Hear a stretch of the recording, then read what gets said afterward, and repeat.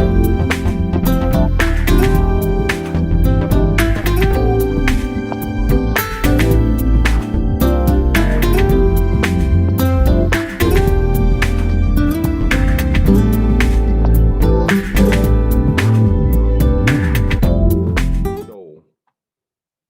right, we'll get started in 3 minutes. Anything going on with you, Matt? Anything good? Just been hitting the phones, man. Trying Yeah. to crush it. Talking to a lot of cash buyers around here. A lot of people that have already done up their houses. Working on it though. Sweet. I got a pitch that I'm going to tell you guys that I'm gonna read today that I think I kind of changed my pitch. I think it sounds a lot better than the standard pitch is saying, the standard pitch they teach is, hey, I sorry to call you out of the blue. My name's Todd. I'm a real estate investor and calling regarding your property at 1234 Banana Street and just reaching out to see if you're in the market for a fair cash offer, right? That's kind of what they teach us on these wholesaling. So I got a new pitch. I'll explain it. It's similar, but it makes a lot more sense to me. What do you say, Matt? How's your pitch if you're calling me? That's pretty much my go-to is say, hey, sorry, my name's Matt. I know this is kind of out of the blue. I'm just a local investor calling about a property I believe you own on, 123 Main Street. Wondering if you consider a cash offer. I've kind of been like in between the cash offer and interested in selling because I don't know if the cash offer will deter them from maybe a terms deal. So I'm just kind of playing it by ear. Okay. Yeah. So I'm interested to hear what you got. The one thing you said, I'm sorry. Don't say that. That's like a negative word, Right. Instead, if a guy answers the phone or a gal answers the phone, you could say, oh, hey, sir, how you doing? My name's Matt. You don't even have to wait for him responding. You know what I'm saying? I know this call's out of the blue, blah, blah, blah, blah, blah, right? I'm going to give you a better opening. I'm just going to wait at 8:20. I'll read it, okay? And then I'll kind of break down and explain it. And then anyone here now, if you have any wins that recently happened, big or small, please, I want you to share it today. Any deals that you're closing or closed, or you get out under contract, or anything else you could think of that's a win to you. Please share it, okay? And so think about that. Hey, Karen, how you doing?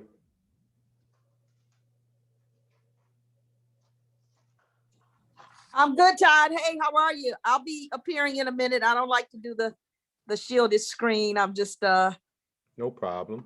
Finishing up something. Good to see you. You too, for sure. Overall, what's your goal here? Is to help others, to share our deals, to talk about stuff we have, or everything? We're just talking about wholesaling. Anyone can ask any questions if they need any help on anything. The more participation I have with the audience, the better. Then you don't hear me talking and blabbing all the time. But yeah, and it's really not, I don't know if we're gonna have buyers on here, but if someone needs help because they got a deal and they're looking for a buyer, that's what we could squat up and help each other and figure that out. But yeah, that's pretty much, sometimes we have topics that we talk about, and we tape all these. I put it on my YouTube channel. We did one that was on dispositions, and we just talked about dispositions. And then we had one on acquisitions. I had Ron Woolraven as a guest, and usually Carson Demick and Michael Heater are with me on this, and we do this together. But Michael, I think he had a late appointment, and then he'll pick up his son, and then Carson is going out. He's out. He's flying to Colorado on a business trip. He's meeting a couple um, investors that he works with. So he's going there, for a few days. He'll be back Sunday, so he's not going to be on it today. So you only got me today. Oh, darn it. No, Exactly. that's all right. You're okay. You got some value out here. Specifically, like I was saying in that clubhouse room the other night, we're just looking for some stuff to JV on, so if anybody, I mean, are you okay with people pitching stuff in here if they're Yeah. looking for money? Yep, absolutely. And Okay. and if everyone in the chat room would please, like, I'm gonna put my name, my email, my phone number, and just put your information out here. So there's a way to, and I'll show you guys at the end how you could copy this and download it, all the chats, so you could keep it for yourself. And and if you need any help on anything, or if you got any deals, we'll be able to talk about that today too. Okay. I seen a deal on Griggs, Karen. I know you had Yeah. a deal over in that area, like 18,000 block of Griggs, I think, that sold for 155.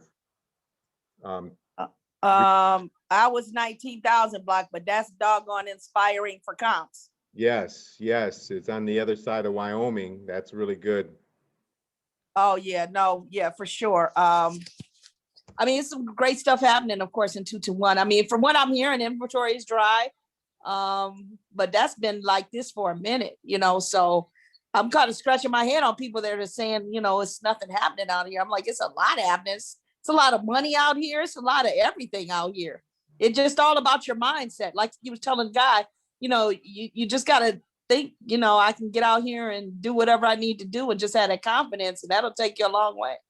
Absolutely. Yeah, it is dry, which is good for, I mean, is it dry? I don't know. I'm closing 10. It's dry for good stuff. Yeah. It's a lot of garbage out here as always. Yeah, there's always that. But yeah, if you have a good property, give you a quick example. I got a Hazel Park today at a great price, and I sold it with one phone call for 20 grand more. Wow. Yeah. And if I wanted to be prick about it, let's say a prick about it, I probably could have sold it for more. Yeah, probably could have. Price, there's nothing like it to me. Is picking up the phone and having someone that could close like in 5 days. Absolutely. So I can move on to the next one. Right. Well, that's what I want to put out there with you, man. You run across any deals, I mean, I know you're, the richest guy in Detroit, so you may not need my little money, but if you run across some deals, you just let me know. Maybe we can, JV on some of those quick ones. I love quick ones. Me personally, guys. Hey, maybe I'll help you co-host this one so you don't have to talk all through it, right? Let's do it. So one of the things for me, and this is not to change anybody else's mind, but for me, the term contractor daycare is just, it just is what it is. I just rather make my money buying as is and selling as is. And I'm not always about wholesaling. I'm really not a wholesaler, to be honest. I'm just good at picking them. And because I just don't feel like babysitting these guys when it comes to fixing, for me, I'm turned off about rehabbing. But for any of you young cats getting ready to get out here, it's no reason to bump your head when you got people like Todd, you got people like me. And, I would love to guide some people on just not getting screwed out here. But, you can make some hell of a money just finding the right property and not having to worry about putting, all your stuff in it and hope that you come out of it okay. There's so many ways to play this game. And it's the greatest thing in the world. I mean, real estate is king is not just a cliche. Yep. Well, there's just to give you an example of something like buyers. There's some smart buyers out there, tricky buyers out there. We had a deal that and I don't do this, I'll never do it again. I've done it before, and this is how I learn. You learn from your mistakes. Where Right. when they want to change to go to their title company, if they want to write a purchase agreement between the seller and them and pay you a fee on the HUD, and they want to change the way you do the process, it's not going to go well. No. It's not Nope. going to go well. So I had a guy today wanted to make an offer. He's saying, I'm the buyer. I work with other wholesalers, and this is how I do it. I said, wonderful. I hope that works out great. This For is you. how I do it. Right. So, and he was trying to say, I got to do my purchase agreement. I go, why? Why do you got to do your purchase agreement? Because I got a purchase agreement that says I can assign it to you, and I'm going to let you look at that purchase agreement and make sure you're happy with it. And Right. so I went over all that with him, and then he wanted to use his title company. I said, no, you're using my title company, else you're Right. not doing it. It's not that big of a deal, and I don't hate you for it. You got to do the way you think you got to run your business, and I got to do the way I think I got to run my business. And I've done Right. it enough times your way, and it's never successful for me that way. It doesn't work out well, and I'm not hiding he says, I won't tell the people how much you're making. I said, they don't see how much I'm making anyway. Right. Okay. And See, long Todd, story, what's no, that? you go.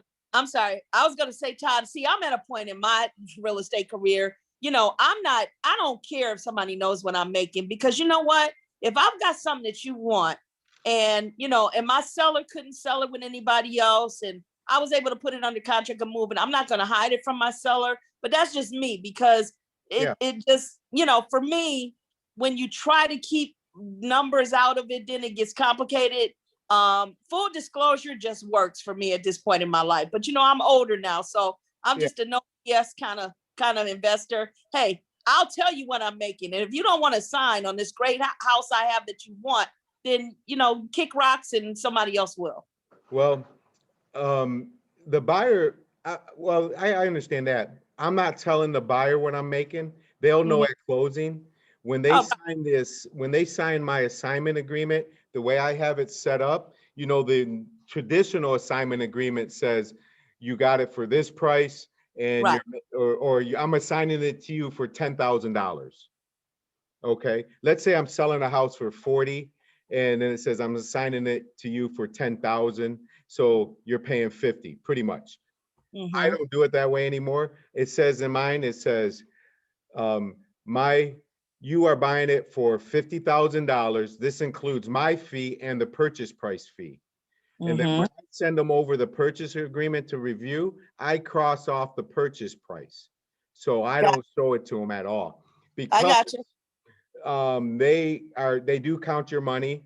I mean, there's great buyers out there that don't care, but then there's other people out there that that definitely, they mentally, they just can't get over the fact. Can't I get over the fact, right? Yeah, You're and I making tell them, I man said, on the it'll, phone. and if they ask me how much I got the house for, I tell them $1. I got it for $1. Does that make a difference? Or Exactly. it shouldn't make a difference to you if I got it. And in brand new investors, when I talk to them, I said, I assign my contracts. Does it matter to you if I got it for free, or if you're paying 50, if I got it for free, or if I got it for $49,000, does that make a difference to you? Exactly. Because I hope you crush it and you make way more money than you thought, and it's a great deal for you. And I could care less. And I'm not asking you for more money later down the road after you make 100 grand on it, when you Right. thought you're only going to make 60 grand on it. Right. Exactly. Yeah. So it goes both ways.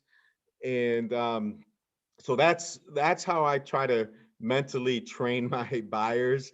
It shouldn't matter. And give you another example on, oh, hang on.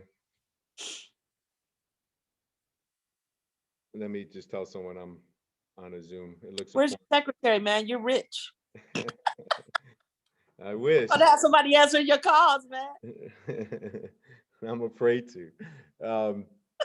Yeah, so, you know, like I said, I like picking up the phone, calling one buyer and saying, look, you got a 12-hour head start, and I got to, and then I got to know by this time, yay or nay. And if not, then I might call another two or three. And then if I pitch it out and I bring 4 or 5 people to the house, what I do is I say, look, here's what I'm trying to do. I'm not trying, I want what I'm asking, and I want cash, and I want to close fast. All right. I don't want to wait 10 days. I want to close as soon as the title's ready. And and then I tell them, and I'm not trying to put you guys together and try to, all right, I want 40 for the house, and I want you guys to fight over it, because I'm only gonna make one of you four happy. And I want 40,000. I don't care. I'm not trying to get 42, 45, 46, 47. And so what I'm trying to tell you is I got a deadline today by 6 o'clock. I need a verbal offer. And you give me your verbal offer, it's an assignment, you know that, and we're good to go. And then I'll get people to call me at 6:05. I'll tell them it's gone. I'll get Right, people that call me, I need to know to wait till tomorrow. No, it's gone. Or, right, and I said, look, if I get 2 offers the same, I'm gonna let you guys know. One of you could back out, one of you could add more, or you could stay at your same offer, and I'll flip a coin and we'll take it that way. right. So, and that seems to work well. Then I don't feel, I mean, personally, I don't feel like I'm trying to, because I always in the back of my mind think they're thinking I'm trying to get a fight against them. I think realtors lie all the time and Oh say, my, oh, I got another offer. We need to go to highest and best. multiple offers, Yeah. highest and I know in this day and age it's different because the market's so hot, but I still think they lie and yep. say that.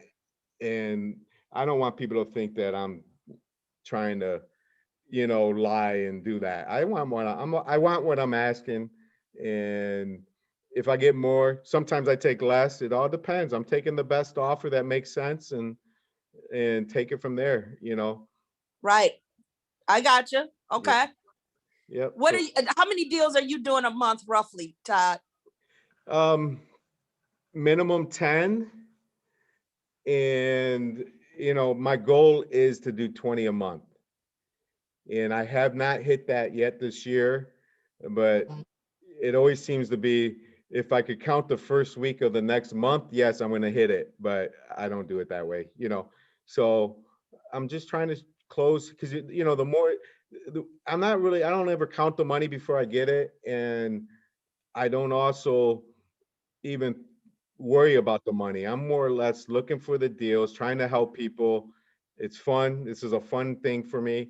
And the more deals if I could close 10 deals, if I only close 10 deals a month, I'm going to make a lot of money in my mind. Oh, you're gonna make a lot of money regardless, right? Whether Yeah, it's 10 or 5 or whatever, you're gonna do it. right. Exactly. But 10 seems like a number that I could consistently hit. And then I'm working on trying to be consistent at 15. And then I want to work on being consistent at 20. And then after that, I probably need to hire and change some systems around. Me and Mike Mukhtar was just talking about some systems and what we might need to do down the road. We do a lot of business together, Mike and I, and we squat up. That's the new phrase, squatting up with other people, and we help each other, and all the way through it. So What does it take for you to get from 10 to 15 right now? I got enough deals in my pipeline to close 15. It's just um, it just doesn't seem, I might have closed 15 this month. I haven't counted yet. So it's just more or less um, some deals are faster than others for whatever reason. They close fast. Some deals close faster. Some take a while if you got to get a FOIA, things like that. So it just, I got enough in the pipeline to close the 15 deals, 20. So I'm not sure yet. I think it's just getting better I do have a transaction coordinator that I don't use to the fullest. So right? I got to get better with that. And yeah, so I don't know yet. I'm not sure. I Well, guess it's that would in help. mind for stuff that, if you need to kind of boost up that number. I'm at a point in my life, I kind of semi-retired in a way, but I'm always gonna wheel and deal. I've gotten to the point now I buy and never have to even go on the property. But I'll have my one of my people there video call or whatever. And and just to provide opportunities for people that can't buy the deal, but they're good at finding them. They used to call me the picker because I'm always picking winners, but I'm looking for somebody else to do the picking. Right. So what are you looking for again? So some I mean, I'm always, when it comes to Detroit, I'm always gonna be leaning toward West Side just because it's easier to check on them and and whatever. But now, with systems, with any property I buy, the first thing I do is Comcast. I mean, I'm a different thinker. I'll invest in a Comcast account, do the cameras, just to make it easy to monitor immediately. And so West Side preferably, your typical stuff, the same kind of stuff, you kind of deal in suburbs, looking for pretty much anything that makes sense. I mean, I'm also doing, the lending, kind of hooked up with some folks and doing some private lending. But, it just, the deal has to make sense. But what I want to do is work with people that like the deal. I don't have to like micromanage the deal. If Todd brings me a deal, I know it's solid because it's Todd bringing it. I just probably want to be the one that, hey, you know what? If you don't have enough money for the deal, call me up. If I can make money on a phone call, that's where I'm at. But I still buy and sell and flip. And, typically I try to get rid of stuff in 30 days. Sometimes I hold stuff longer. right, It just depends, like this one. I got one in University District. I was telling you guys about it in Clubhouse. I finally decided on this one because I got a real good guy and I got cameras so I can monitor. Um, but I was gonna let it go for cheaper. And now, man, it's so many. I'm getting so many calls on the house. The money that it takes to take it to the next level is it's kind of insane for me not to do it. So I'm gonna test this new guy out in my life that give him a chance to do it and take it from, like right now, I had a pending offer. Well, I still got it. I still got a buyer at 255. Man, I could probably put maybe 10, 20 grand in it and get to the 3 mark. right. So it's kind of, I'm just kind of weighing that out. And still trying to I'm scratching my head about what's going on in 48221. And only when I say that, got this jewel on Washburn. And, one of my people was like, we shouldn't be selling it for less than 180. I'm like, I know some comps over there 200 now, but it depends on what block you're talking about. So, I'm sometimes like, I think I'm getting a little older, a little bit, kind of my thoughts are a little different. So if I grab a property and somebody, like you says, hey, Karen, this is what we need to be selling this property for. Cut you in on it. You do all of the whatever work, bring the buyer instead of me doing it, Yeah. Stuff like that. But I'm interested in anything that makes sense, Todd. Just anything that makes sense. Yeah. I used to say I don't invest in Highland Park or Pontiac, but that's changed. Yeah. So, I like Highland Park better. You don't have to worry about the city certified exactly. properties and things like that. And if you live in Highland Park, or if I lived in Highland Park, I'd feel like I lived in Detroit. I mean, it's right in the middle. It's, uh, Yeah. so I kind of like that. They got some nice houses. They got some bad houses. It's, they got some big Just like houses. Detroit. Yeah, yeah, exactly. Yep, Yeah. So, what's everybody else in here? I see a few names. yep. Oh, okay. I guess it's just the 4 of us right now, I guess, right? No, we got like 5, 6 or 7 people. All right, here, let me go over this pitch. So, Matt, Okay. here's the pitch. You ready? This is the pitch that I came up, and of course, I listen to enough podcasts and things like that where anytime I hear a gem that might sound like something that oh, I could use this for my business. Um, so here's what I do. I tell them who I am. Like if I have a brand new wholesaler calling for me, or if I'm training someone to call, I would say, this is why I would tell them to say, tell them, you say, hi, my name is Michael. I work with a local real estate investor. Not that you are a real estate investor. I work with a local real estate investor, and we put aside enough funds to buy one or two more properties in the next 30 days. Does that make sense? So Yeah. I'm not saying I'm going to pay you cash. What you're looking for a cash offer. You say, hi, so if I was doing, I would say, hi, my name's Todd. I'm a local real estate investor. I put enough funds aside. I put aside enough funds to buy one or two more properties in the next 30 days. We are buying properties in any condition and in any situation. Okay. Now, the next line depends on the list you're calling. If you're calling tax foreclosures, pre-foreclosures, behind on their mortgage payment, um, tired landlords, this is what you would say, depending on your, like, let's say tired landlords. Then I'm going to say, we are buying properties. Or I already said, we're buying properties in any condition, in any situation. What that means is I bought properties where the tenant is paying perfectly. They might not be paying at all because of COVID. You might have a squatter in the house, or the house is vacant. I give them an example, right? And then I would say, just checking to see if you had any interest in selling your property on Burt Road or any other properties you might own. Okay? Just checking to see if you were interested in selling your home. That's something simple you could say, right? So again, hi, my name's Todd. I'm a local real estate investor. I put aside some funds to buy one or two more properties in the next 30 days. I'm buying properties in any condition, any situation. It doesn't matter. I bought properties where someone was behind on their mortgage. They might have a lot of work that needs to be done. Someone might have lost their job, passed away. It doesn't matter the situation. I'm here to try to help, and so you don't have to list it with a real estate agent and worry about all that nonsense. Just checking to see if you're interested in selling your property on Burt Road. That's it. All right. Very, very simple. I do like that. It seems like it opens the conversation up a little more than just the classic like cash offer. Exactly. This, So yeah, and they think that, my name is Todd. I work with a local real estate investor. We put aside some funds to buy one or two more properties in the next 30 days.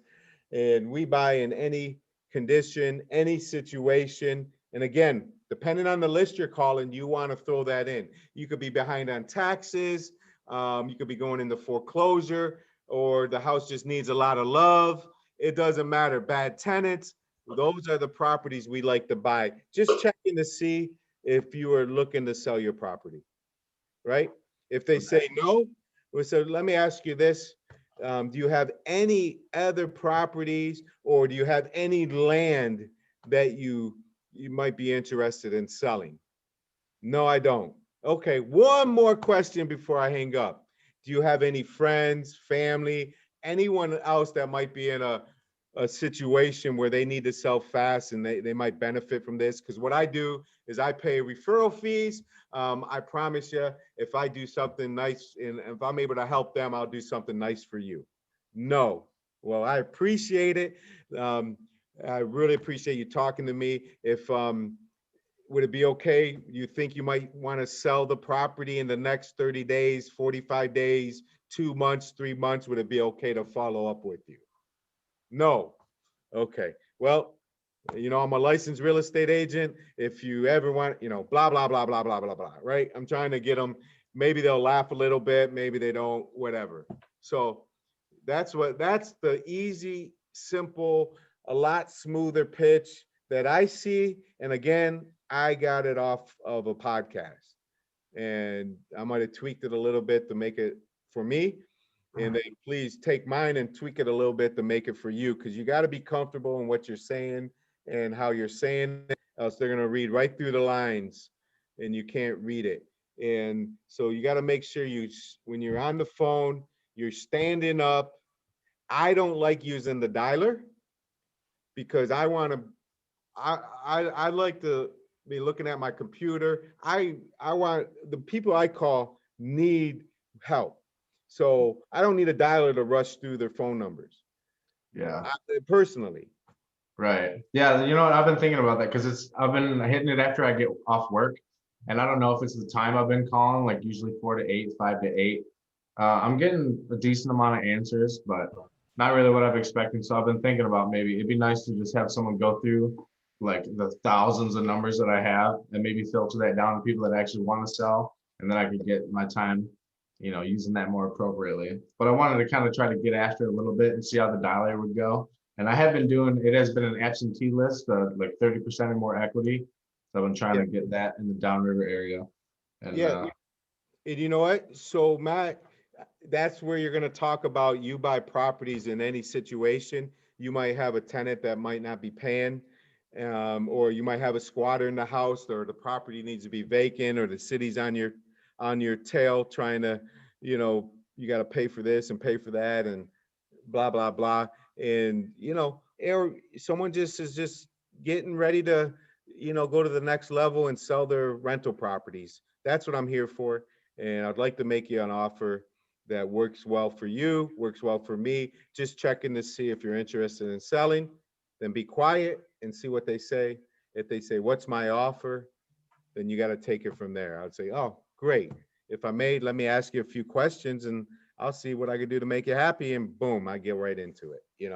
I had one of those today, just about a half hour ago. I had the exact same thing. Yep, yep.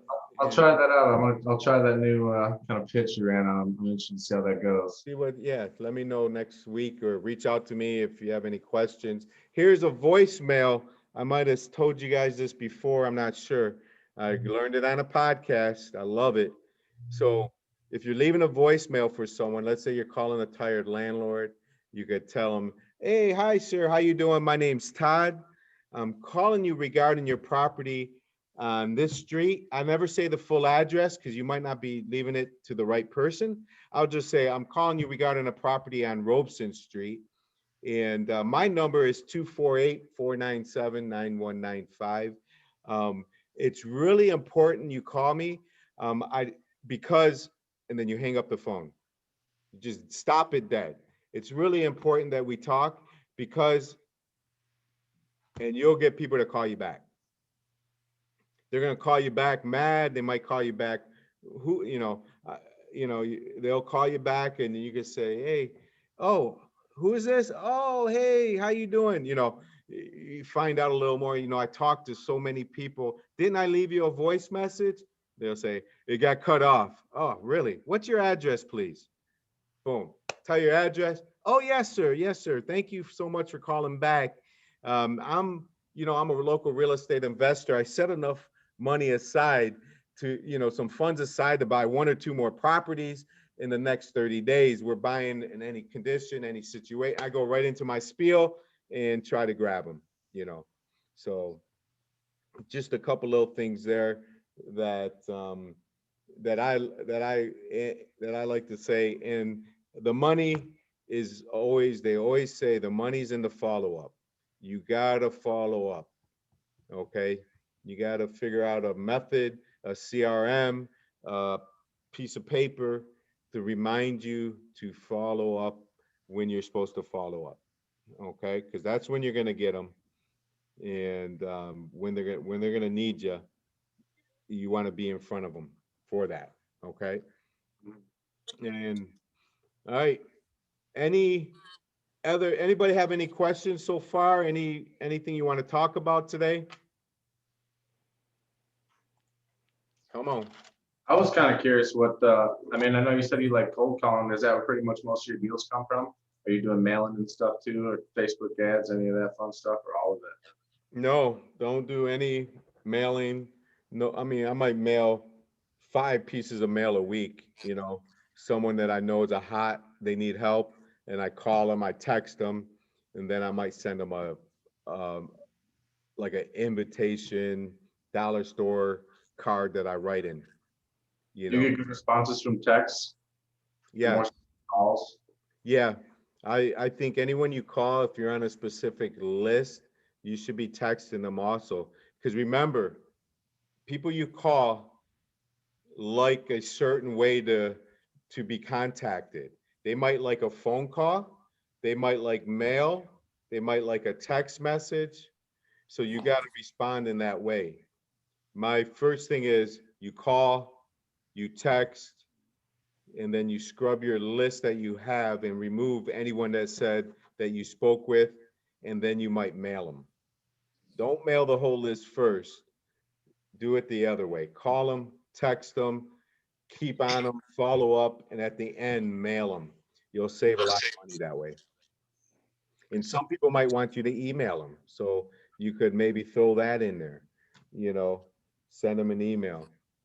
So it's just something, it depends on the list you're calling, you know.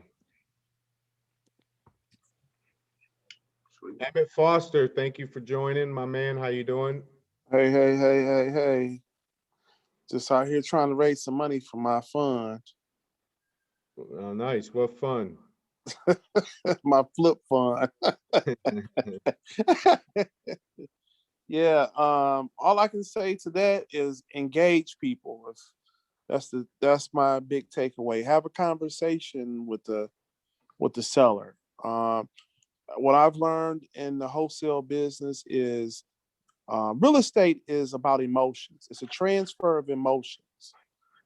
Today, someone might be looking to not sell. However, there might be a strange event that might take place 2 weeks from now. And you follow up and you give them a call. And, people going to do business with you, or they're going to do a transaction if not only if they just like you or they know you, but in some cases, they might have to be motivated. So, you have to stay persistent when you're doing deals, particularly on the wholesale side of the house. And my biggest takeaway is that, again, real estate is a battle of emotions. I'm not going to get too heavy into it, but I had my own personal property that I was trying to sell at one time. And, at one point, I just wanted to almost like walk away from it. However, someone convinced me otherwise, and I got an additional $30,000 or $40,000 more. It was just be through a conversation, and uh, I could have had the same. I probably, if I hadn't had that conversation, I probably wouldn't have been emotionally led not to take the deal that the person convinced me to take. So you've got to call people, cold call, have relationships, and if you're just getting started in the business, JVing is like the best way. You can learn a lot. The side panel. Hi, waiting to comment. Karen. Yeah, go ahead, Karen.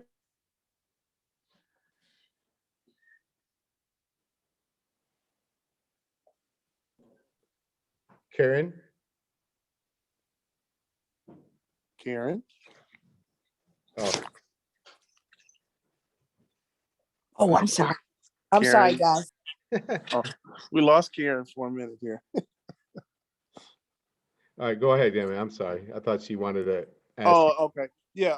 But again, yeah, the takeaway again is, build rapport with sellers. And they always say the fortune is in what? The All follow over, up. baby. The follow up. I've got leads that I go back and look at. I'm like, I never called these people back. And today I was just looking at something today that I was supposed to, call this lady back. But you know why? I felt like I shouldn't have called her, because my first conversation, she explained to me that she wasn't looking to sell for like 6 to 12 months from now. And the property is a really good rental property, but I still need to continue to build that rapport. And after the first phone call, she's probably forgotten about me. So, you know, you gotta follow up with people and build rapport, and just remember, in real estate, it's a transfer of emotions at the end of the day on how a seller feels. Yep. Yep. You gotta catch them on when they're ready to sell, and you know, and you gotta be there to help them, even if you're not making a nickel. Sometimes you got to do the right thing. So, and that's not all the time. You know, you might. I've helped people get their house out of foreclosure, and I didn't make a nickel, and that kind of feels good. And you know, and you're gonna have a friend for life. They're gonna refer people to you, and then the next one will come, and you'll be able to help someone, and you'll get the house, and you'll be able to sell it and make some money. So definitely. There's a lot of creative ways of wholesaling or creative ways of getting deals. Um, hey, Mike, you want to talk about the one that in Taylor? Just kind of like we structured it a little bit, or you think? Yeah.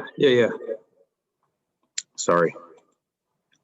So this one was this deal in Taylor was one from a wholesaler that called me a little while ago, and he couldn't get rid of it.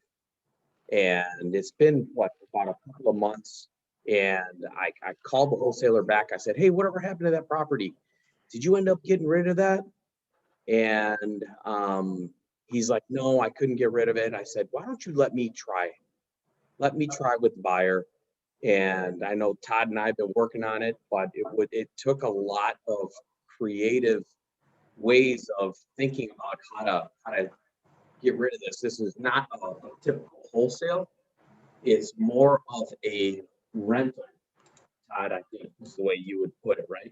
Yeah, it's like well, the way we locked it up was a seller financing deal where we're gonna pay the guy so much a month. I think it was $550 a month.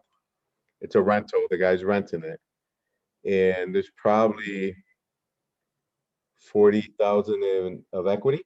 There's probably about anywhere from 35 to 40 in equity on this. Yeah, equity in the property. So it's not really a killer deal if we just wanted to give you like an example. We get it, let's say we get it for, it's worth 110. We got it for 75,000 and we're putting 10 grand down. All right, that's an example.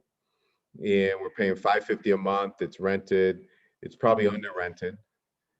Um, but what we thought of how we could keep this deal, and when the renter's done with his lease, we could get rid of them. And it only, costs us 10 grand. We could collect some rent every month, break even, get rid of the guy, put it on the market and make some money. That's one way. Another way is we could wholesale it to an investor. We'll add our fee on top of the 10 grand. So we call it a buy-in fee. To get this deal, you got to buy in for whatever, 5 or 10 grand, whatever we decide. And so might not be a pretty deal for the investor to come in with 70. I mean, it's more of a pretty deal if the investor takes over the payments, right, and then goes and refinances it, because it's occupied. He could refinance it, get a low payment, get all his money back that he put into it, and now he has a rental property in Taylor. For what? For what our acquisition price is and our wholesale amount. Correct. Yeah. So it's a phenomenal deal. When if you think look about at it that way, I think it was over 20% ROI. 30%, I think. Yeah, in Taylor, if he did it that way, because it's really no money out of pocket, and he's got a rental. It might be money out of, I guess, it's money out of pocket, but you're getting it back pretty quickly once you refinance it. A lot of investors I know, as long as the house is rented, they could get a refinance in 30 days or less. They got a commercial type loan that they're set up with that allows them to do this. So it works out well in those situations. So there's a lot, like I was saying before, there's a lot of creative ways you can do this, and and you could go borrow the money for 30 days, get the deal, close on it, clean it out, get everyone out, and throw it on the market and make way more than if you made an assignment fee. It's a lot more work, but you got to weigh how you want to do it. It's a little more riskier that way, things like that. So, Right. but I think people graduate from the beginning where we're just trying to get contracts, we're just trying to assign them. Once you get a contract, you got to then find a buyer.